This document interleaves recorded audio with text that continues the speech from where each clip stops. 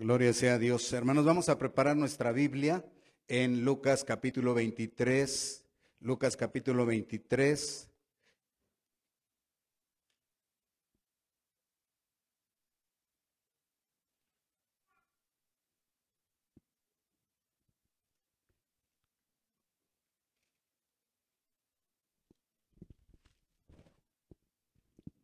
Gloria sea a nuestro Dios. Que el Señor Jesús siembre su palabra en nuestro corazón en esta hora y que el bendito Espíritu Santo de Dios, el Espíritu Consolador, nos permita responder a esta palabra con amor y con fe. Mantenga su Biblia abierta y présteme su atención. Hermanos, el Señor Jesucristo estuvo en la cruz desde las 9 de la mañana hasta las 3 de la tarde. O sea, estuvo 6 horas en la cruz, en sufrimiento y en agonía, en un sufrimiento físico, emocional y espiritual. Desde las 9 de la mañana hasta las 12 del mediodía, estuvo en la cruz sufriendo y dialogando con los malhechores, porque la Biblia dice en Lucas que Jesús fue crucificado entre malhechores, uno incrédulo y el otro creyente o arrepentido más bien, el otro arrepentido que le dijo, acuérdate de mí que cuando vengas en tu reino. Pero la respuesta de Jesús fue, de cierto te digo que hoy estarás conmigo en el paraíso. De cierto te digo que, ¿cuándo? ¿Cuándo, hermanos? Hoy le dijo, estarás conmigo en el paraíso.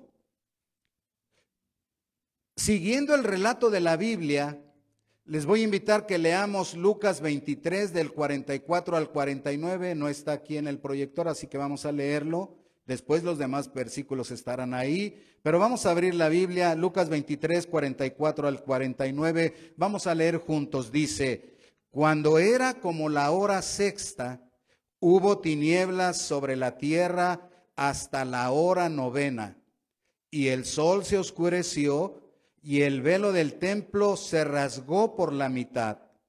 Entonces Jesús, clamando a gran voz, dijo, Padre, en tus manos encomiendo mi espíritu. Y habiendo dicho esto, expiró. Cuando el centurión vio lo que había acontecido, dio gloria a Dios, diciendo, verdaderamente este hombre era justo.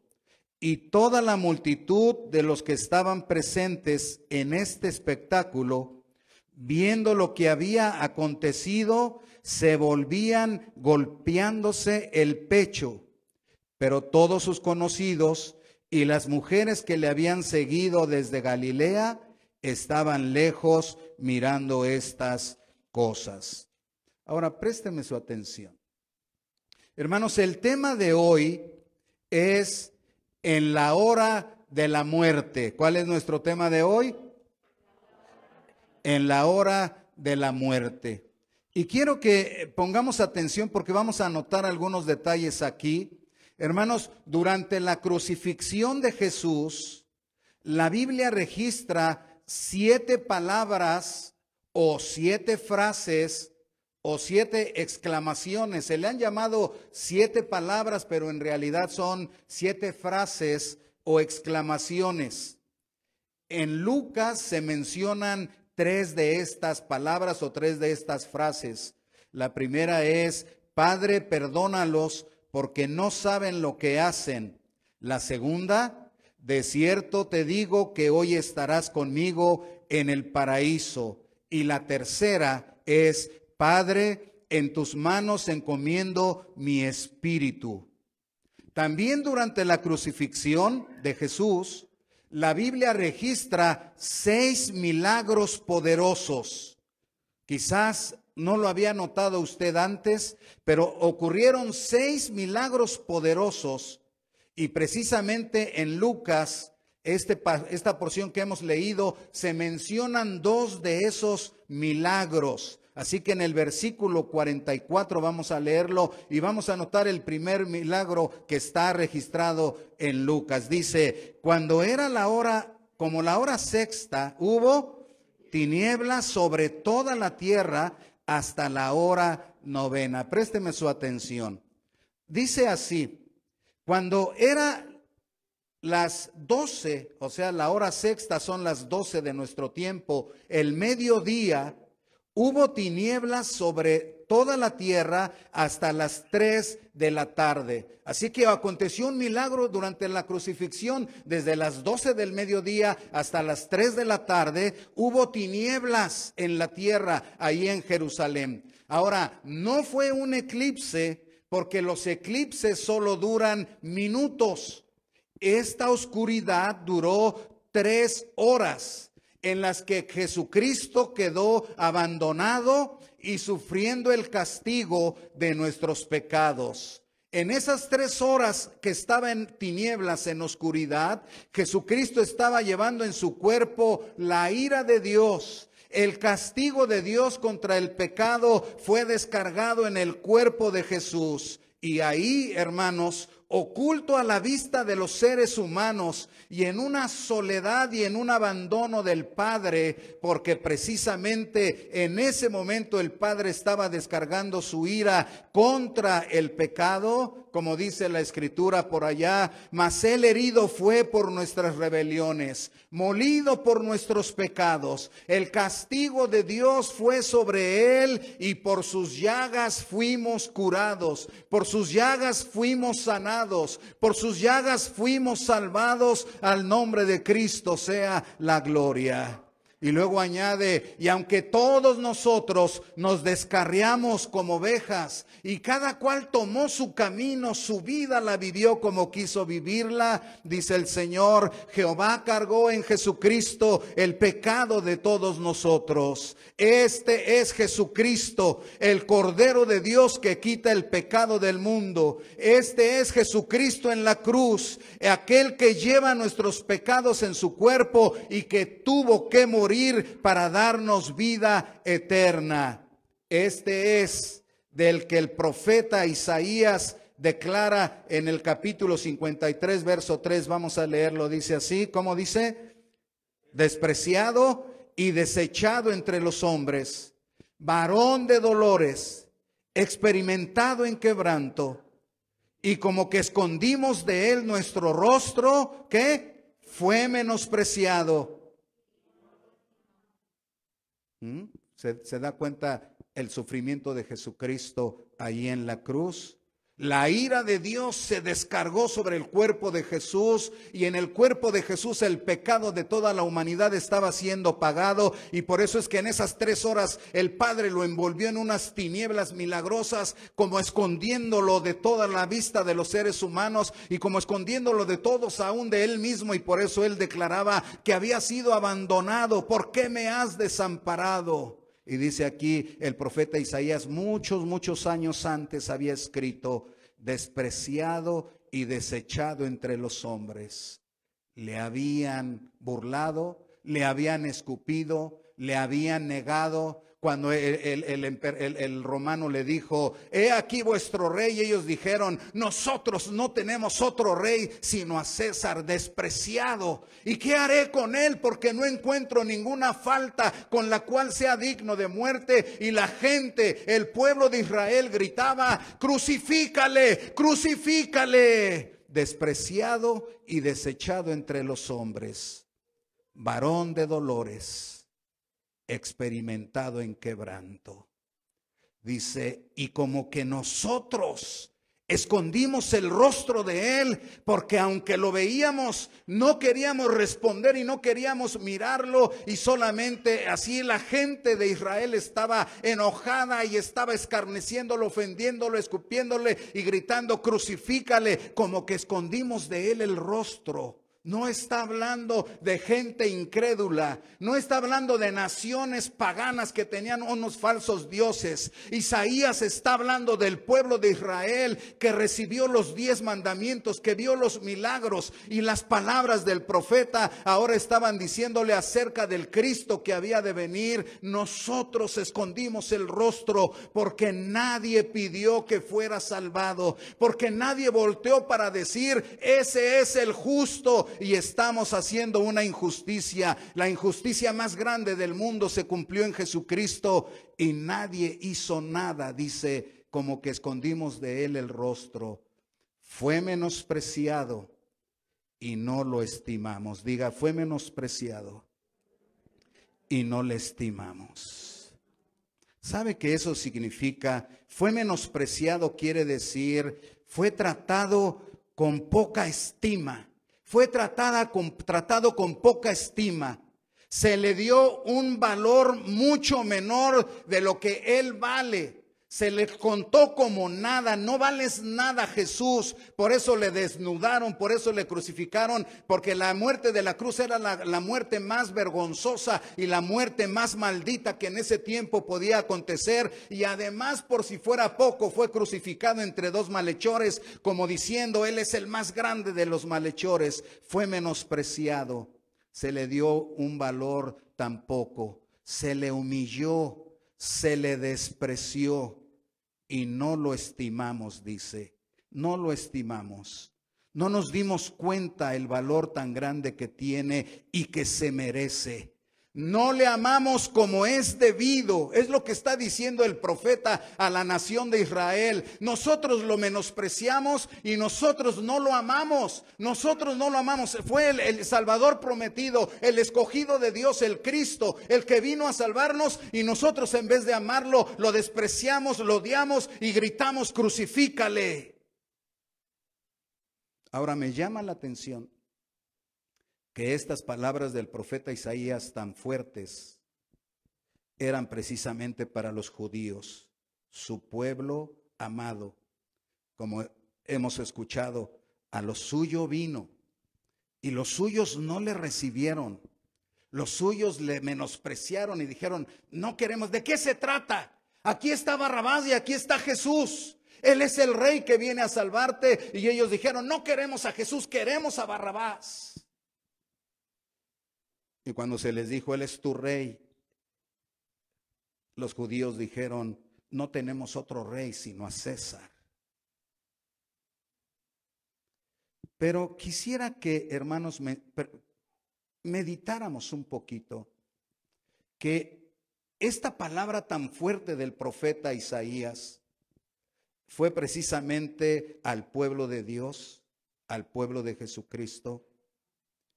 Pero en una reflexión actual, ¿se aplicarán estas palabras a los cristianos de este siglo?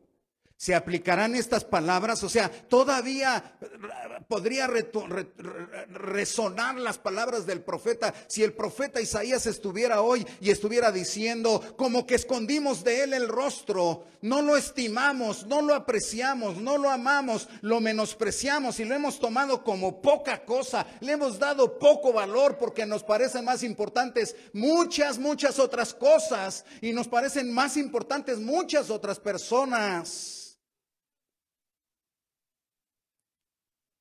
Si algunos cristianos andan de vacaciones en Semana Santa, están menospreciando al Cordero de Dios y le están dando un valor tan pobre. Y el amor que le muestran es un amor mediocre. Me acuerdo, hermanos, que hace muchos años, muchos años, yo creo que más de 40 años, me acuerdo que vi este dibujo.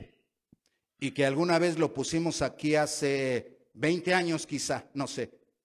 Pero hace más de 40 años yo vi este dibujo allá en México que plantaba una cruz volteada con un Jesús, por supuesto es una foto o un dibujo, con un Jesús pero volteado hacia abajo del mar. O sea, está el mar y la cruz está ahí, pero Jesús está hacia abajo del mar y la cruz está flotando ahí en el mar. Pero encima de la cruz hay un barco, un grande. ¿Cómo les llaman a esos barcos? Un crucero. Hay un crucero. Y los cruceros traen una cantidad enorme de gente, y son 2, 3, 4 pisos. Y una cantidad enorme de gente tomando, bailando, disfrutando, y por ahí algunas letras: en el mar la vida es más sabrosa. ¿Y sabe lo que quería decir ese dibujo? Que precisamente a costa de la Semana Santa, no de la Semana Santa, a costa del sacrificio de Cristo, la gente suele tener el mejor tiempo de su vida. Y después dice: te amo, Señor Jesús. Hace como 20 años, si no tengo la fecha, pero recuerdo que por ahí me encontré ese dibujo y luego lo preparamos. Un muchacho que hace mucho tiempo venía, dibujaba y como que lo redibujó y me dijo: mire, pastor, lo que se hizo muchas copias. Y luego me acuerdo que pusimos ahí esa foto y le pusimos arriba: ¿y tú cómo celebras Semana Santa?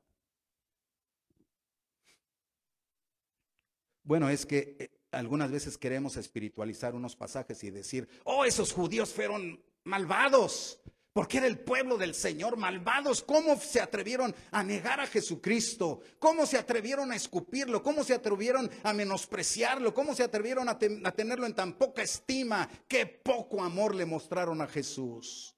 Pero hoy no es diferente. Medite, solo es una meditación. Versículo 45. Estamos en Lucas 23, versículo 45. Pero dice que hubo tinieblas por 3 horas. Dice 45, dice: y el sol se oscureció y el velo del templo, ¿qué? Se rasgó por la mitad. El velo del templo se rasgó por la mitad, dice. Ahora présteme su atención para que entendamos qué significa esto. Hermanos, el templo estaba diseñado así. El atrio, creo que por ahí lo vamos a tener, puede verlo aquí o puede verlo acá, pero déjeme, me voy a mover un poquito. El templo estaba diseñado así. La parte de acá, si alcanza a leer, dice arriba atrio, y atrio significa el patio. Entonces en el patio estaba el altar de bronce, y la fuente donde el altar del sacrificio, y la fuente donde el sacerdote se lavaba.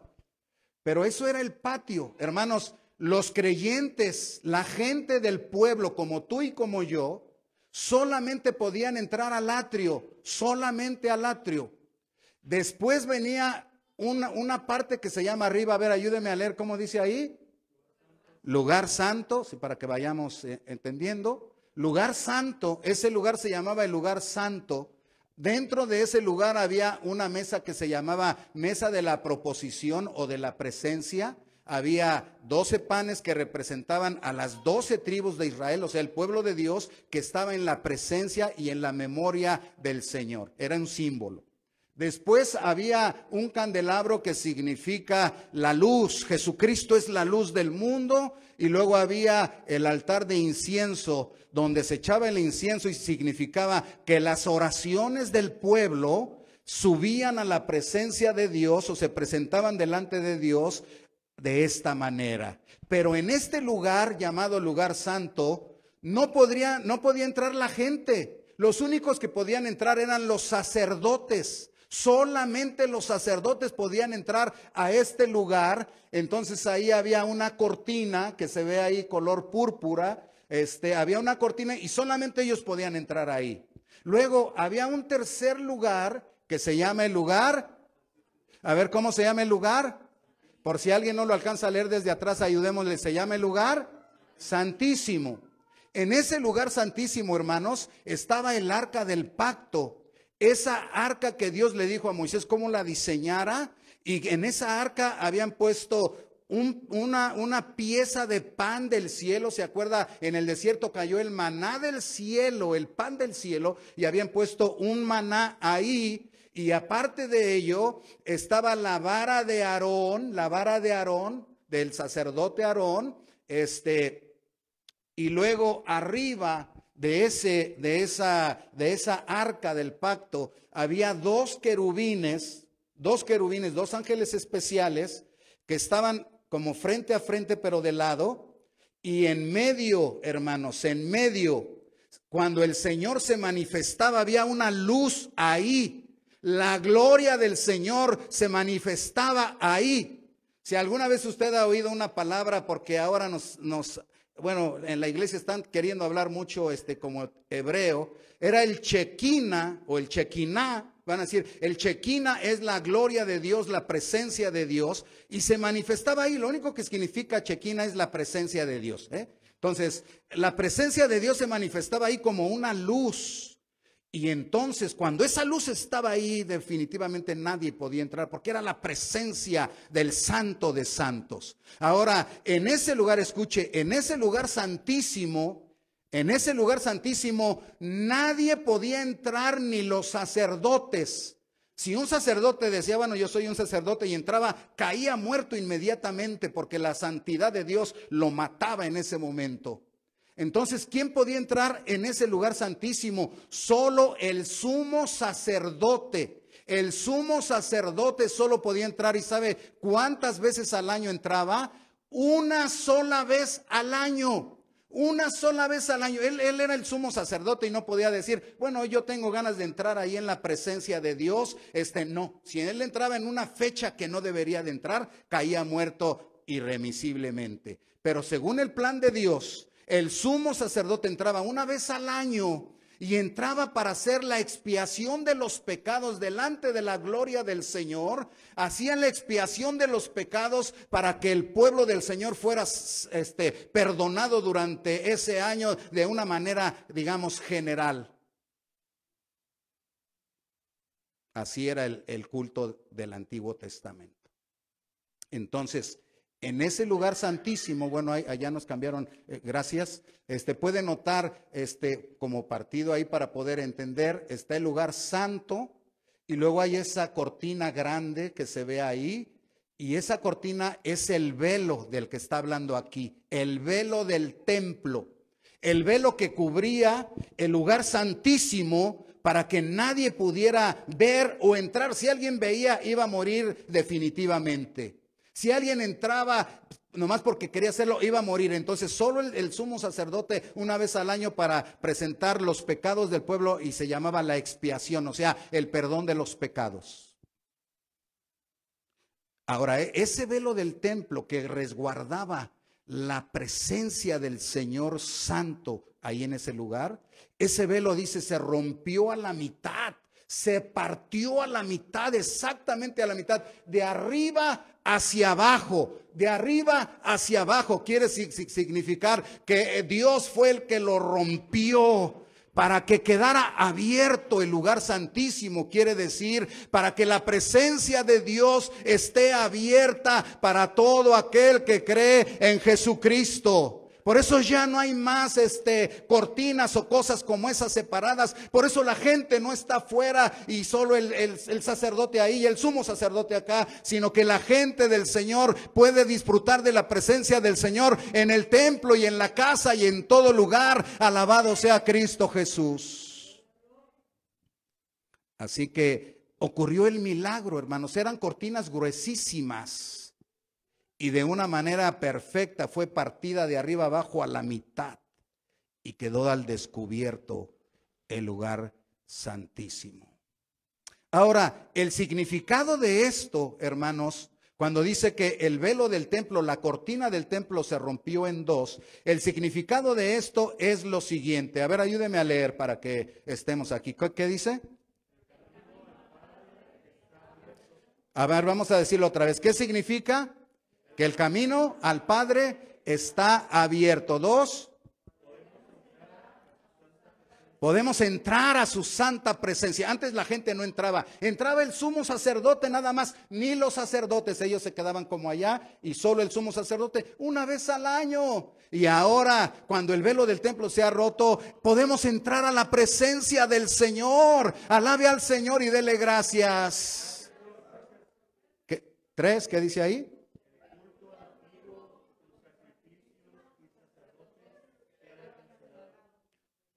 Ok, ahora déjeme, se lo explico un poquito más. Hermanos, el significado de esto es que con la muerte de Jesucristo, con la muerte de Jesucristo se ha abierto el camino al Padre. Nadie viene al Padre si no es a través de mí, lo dijo Jesucristo, pero con su muerte se ha abierto el camino al Padre, así que está abierto. Y ahora todos y cada uno de nosotros podemos acercarnos confiadamente a la santa presencia de Dios. Eso es maravilloso, hermanos. Si viviéramos en el pacto antiguo, en el Antiguo Testamento, estaríamos afuera en el patio y estuviéramos anhelando que yo algún día pudiera entrar a la presencia del Señor. Pero bueno, que Él me dé su bendición y que Él me dé su perdón y que Él me guarde, es todo lo que me queda. Pero algún día vendrá el Cordero de Dios que quita el pecado del mundo. Y cuando Él muera en la cruz, entonces se va a abrir el camino y tú vas a poder entrar a la presencia del Padre y a la presencia gloriosa de Dios. Y luego, por último, no es todo lo que significa, pero es lo más importante y sobresaliente, que el culto antiguo, escuche bien, el culto antiguo con sacrificios y sacerdotes queda cancelado, porque ahora tenemos al único y eterno sumo sacerdote llamado Jesucristo. ¿Cuánto dicen gloria a Dios? Por eso en la iglesia cristiana tú no hallas en la Biblia, escuche, después de la muerte de Jesucristo y la iglesia empieza en el libro de Hechos, nunca vas a hallar que la iglesia cristiana tuvo sacerdotes. Nunca vas a hallar que la iglesia cristiana realizó algún sacrificio. ¿Sabes por qué? Porque el sacrificio ya había sido realizado y el sacrificio era Jesucristo, quien es el Cordero de Dios que quita el pecado del mundo. Y con su muerte en la cruz, Él dio fin a ese pacto antiguo de sacrificios y de sacerdotes que tenía, porque si hubiera sacerdotes, tú no te puedes acercar a Dios. Es el sacerdote el que se acerca, tú no. Pero ahora el Señor dice, no, yo quiero que toda mi gente entre a la mera presencia de Dios, entre al lugar santísimo, a la presencia de Dios, se llene de la presencia de Dios y pueda adorar al Padre en espíritu y en verdad, donde quiera que sea. Y hermanos, como por allá dicen Hebreos también, porque si hubiera todavía sumos sacerdotes, entonces, ¿cuál es el trabajo de Cristo? Y si hubiera sumos sacerdotes, entonces todavía tendría que haber sacrificios como en el Antiguo Testamento.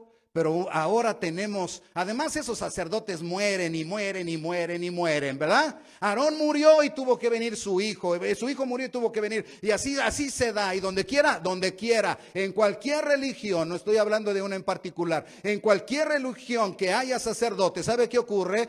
O sumos sacerdotes, porque en algunas iglesias tienen sumos sacerdotes. ¿Sabe qué ocurre? Que ese sumo sacerdote muere porque es débil, muere y se acabó su ministerio y tienen que escoger a otro. Pero la iglesia de Cristo tiene a un sumo sacerdote que es eterno, que es santo, que es sin mancha y que entró al cielo y nos ha preparado lugar para que donde Él está, nosotros también estemos. ¿Cuál sacerdote prefieres? ¿Al eterno Hijo de Dios o a un sacerdote humano como yo, pecador, débil, enfermizo y un día me voy a morir? ¿Cuál quieres? Vamos a ver Hebreos 10, porque si no el tiempo me va a ganar. Hebreos 10.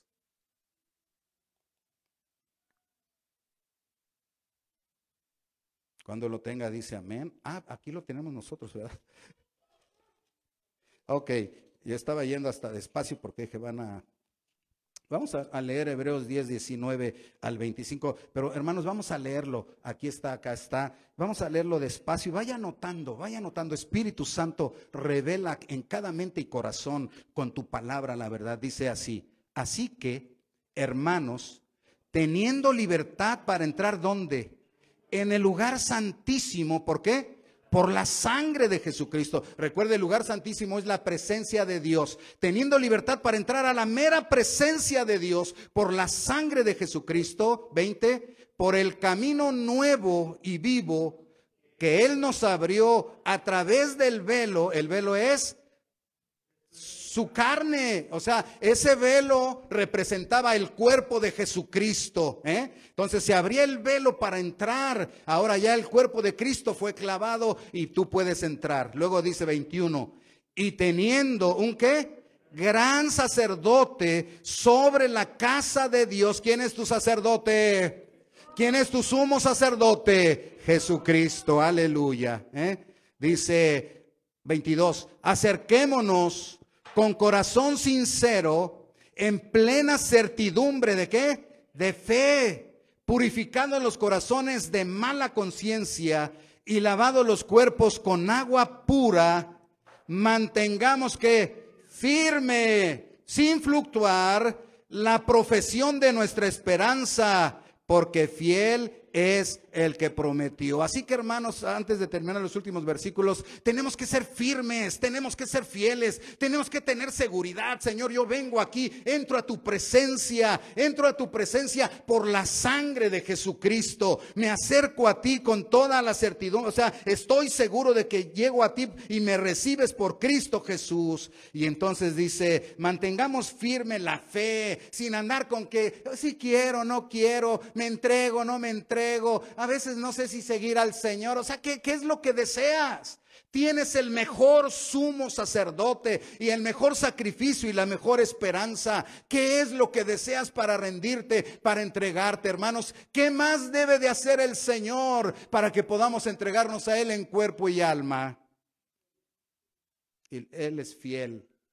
Gloria al Señor. Versículo 24 dice, y considerémonos unos a otros para estimularnos al amor y ¿a qué? A las buenas obras. ¿Qué más? No dejando de congregarnos. ¿Cómo? ¿Cómo? A ver que se oiga ahí en la tele o en el video. No dejando de congregarnos. ¿Cómo? Sino exhortándonos. Y tanto más cuando ¿qué? Veis que el día de la venida de Cristo se acerca. Cristo regresa. Su venida está cercana. Cada día es más cerca la venida del Señor. Y dice, exhórtense al amor y a las buenas obras. Hagan cosas buenas para la gloria del Señor. Hagan cosas buenas para la gloria del Señor. Aún, hermanos, un saludo ahí cuando les decimos, ponga una alabanza. Algunas veces quizá alguna persona diga, yo no quiero. ¿Cuánto nos cuesta poner alabado sea el Señor? Enlace a una persona, yo no tengo ganas ahorita, a lo mejor ni lo reciben. ¿Cuánto te cuesta solamente decirle a una persona, pum, ahí va ese, si lo recibe o no lo recibe? Yo le mando a cantidad enorme de personas, estoy esperando que algún día una de ellas me diga, ¿sabe que ya no me moleste? Cuando eso diga, amén, se terminó ahí mi trabajo. Pero mientras seguiré molestando, porque no me cuesta nada. Al que le costó 6 horas en la cruz, escucha, 6 horas en la cruz fue a Cristo Jesús. Y por lo tanto la iglesia tiene que responder y entregarse al Señor con firmeza y hacer buenas obras. Y una de ellas es, no dejes de congregarte. No dejes de congregarte. Como algunos tienen.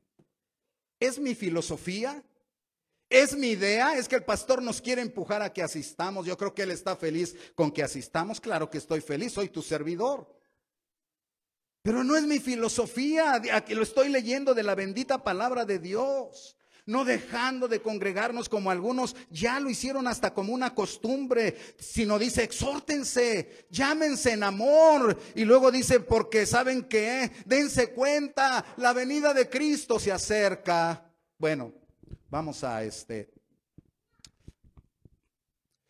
versículo 46. Lucas, ya estoy terminando, no tomé el tiempo. Lucas 23, 46. ¿Voy bien todavía? ¿Sí? Lucas 23, 46. Dice, vamos a leerlo, dice, entonces Jesús, clamando a gran voz, dijo, ¿qué dijo? Padre, en tus manos encomiendo mi espíritu. Y habiendo dicho esto, expiró. Hermanos, ahora ya había completado la obra de salvación el Señor Jesús. Por eso dijo, consumado es, acabada está la tarea, cumplida es la misión. Y para sellar la obra de salvación, es entonces que entrega voluntariamente su vida. Como él dijo una vez, yo pongo mi vida por ustedes, nadie me la quita, nadie la toma. O sea, ellos van a pensar, Judas va a pensar que él me vendió, pero yo me estoy entregando. Si yo quisiera una legión de ángeles y los barre, si yo quisiera una palabra y los destruyo y los mando al infierno, pero yo entrego mi vida voluntariamente, nadie me la quita. Dice, yo la pongo. Y por eso dice aquí, no dice que murió, dice y expiró. Quiere decir, él voluntariamente se dejó morir para que todo aquel que en él crea no se pierda, mas tenga vida eterna. Y así selló la obra de salvación.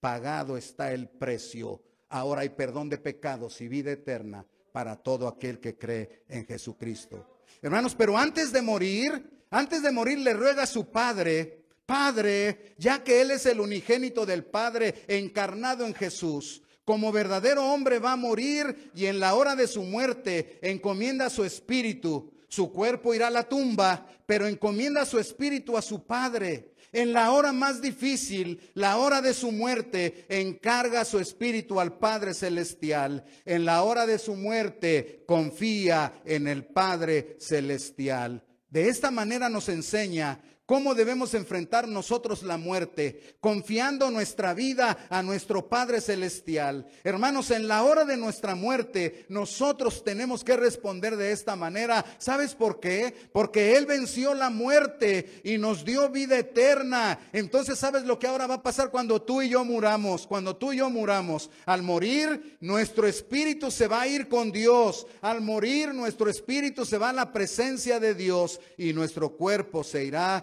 a la tumba, en espera de la venida de Cristo, cuando nuestro cuerpo será levantado y resucitado y unido a nuestro espíritu. Así estaremos para siempre con el Señor. Vamos a ver si eso dice la Biblia. Se oye muy bonito. Primera de Tesalonicenses 4:16. Ayúdeme a leerlo, pero fuerte, porque yo no lo tengo aquí. Ayúdeme. Dice: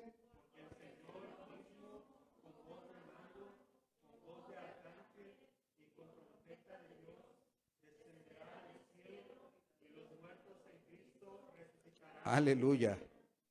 Luego nosotros los que vivimos, los que hayamos quedado, seremos arrebatados juntamente con ellos en las nubes para recibir al Señor en el aire.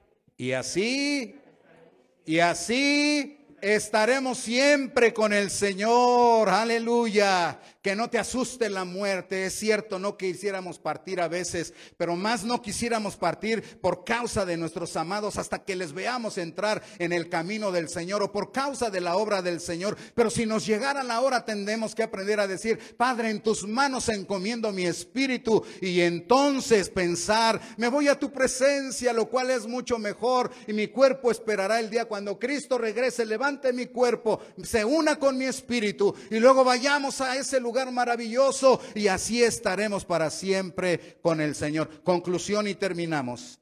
Ayúdeme a leer para que yo ya no hable. La conclusión de este estudio es: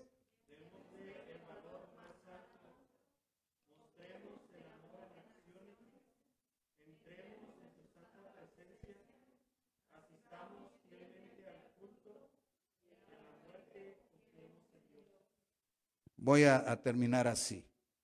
Usted ya lo leyó, Dios ponga su palabra aquí. Tenía un pedacito de conclusión para decirle algo acerca, pues, de lo precisamente más de 550,000 muertes en Estados Unidos en este lapso de año por causa del coronavirus. Cuánto dolor, angustia, depresión, desesperación, lágrimas, sufrimiento se dejó caer en este país. ¿Y sabe cuál debe de ser la esperanza del pueblo del Señor?